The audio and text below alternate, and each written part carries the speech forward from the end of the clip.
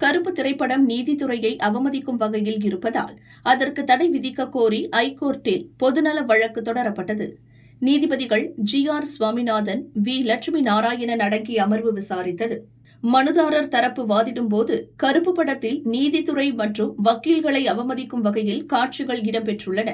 நீதிபதி லஞ்சம் வாங்குவது போல சித்தரிக்கப்பட்டு உள்ளது. இதை கோர்ட் அவமதிப்பாக கருதி நடவடிக்கை எடுக்க வேண்டும் என்று கோரப்பட்டது. இதை ஏற்க மறுத்த நீதிபதிகள் மனுவை தள்ளுபடி செய்தனர். நீதிபதிகள் உத்தரவில் நீதித்துறையில் ஊழல் இருக்கிறது என்பதை யாரும் மறுக்க முடியாது. ஊழல் நீதிபதிகள் இருந்தனர், இருக்கவும் செய்கின்றனர். நீதிபதிகளை புனிதமானவர்களாக கருத வேண்டிய அவசியம் இல்லை. நீதித்துறையில் ஊழல் நிகழ்வுகளை அறிவோம், எதிர்கொண்டும் இருக்கிறோம். இதுபோன்ற கருப்பு ஆடுகளை சென்னை ஐகோர்ட் தவறாமல் வெளியேற்றிக் கொண்டுதான் இருக்கிறது. நெறிமுறையற்ற வக்கீலுக்கும் ஊழல் நீதிபதிக்கும் இடையிலான தீய கூட்டணியை கூறும் கருப்பு திரைப்படத்தில் நீதித்துறை அமைப்பு மிகைப்படுத்தி சித்தரிக்கப்பட்டு இருப்பது உண்மைதான். தமிழ் சினிமாக்கள் அப்படித்தான் பார்க்கப்படுகின்றன. தம்மை சூழ்ந்திருக்கும் டஜன் கணக்கான வில்லன்களை ஈரோ தனியாளாக வீழ்த்துவான். தமிழ் சினிமாவில் எல்லாமே மிகை உணர்ச்சி கொண்டவை.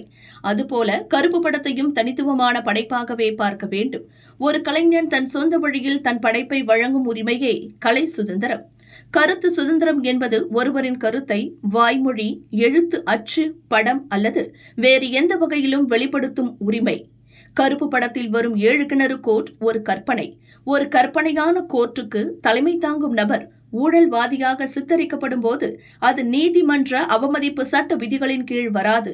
கற்பனையாக சித்தரிக்கப்பட்ட கோர்ட்டில்தான் ஊழல் என படத்தின் இயக்குநர் கூறியுள்ளாரே தவிர ஒட்டுமொத்த நீதித்துறை அமைப்பையே ஊழல் நிறைந்ததாக சித்தரிக்கவில்லை.